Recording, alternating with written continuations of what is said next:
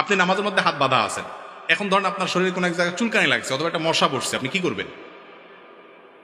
হাত ছাড়বেন না ধরে রাখবেন? সন্ধ্যের মধ্যে পড়ে গেছেন, এই পরিস্থিতি আপনাদের জীবনে আসে না? তো কি করেন আপনারা? চিন্তা করছে কোনটা বলে ধরা খায় আবার। আচ্ছা থাক, দরকার নাই ধরা খাওয়ার, আমার থেকে শুনেন।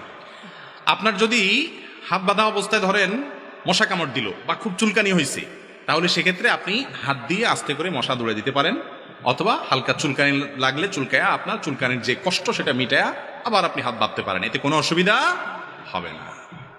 আমরা মনে করি যে না, এই হাত বাঁধলে নামাজ মনে ছুটে যাবে। নামাজের মধ্যে হাত বাঁধা কি ফরজ না ওয়াজিব? হাত বাঁধাটা কি ফরজ না ওয়াজিব? সবাই ওয়াজিব বলতেছেন, আপনারা ওয়াজিব মনে করেন। নামাজের এই কমন মাসালাটা আমরা অনেকে জানি না, হাত বাঁধাটা সুন্নাত। হাত যদি নাও বাঁধেন তাও কি হয়ে যাবে? সেখানে যদি আপনি একটু চুলকান, তাতে সুন্নাত সামান্য সময়ের জন্য ছুটলো, নামাজ নষ্ট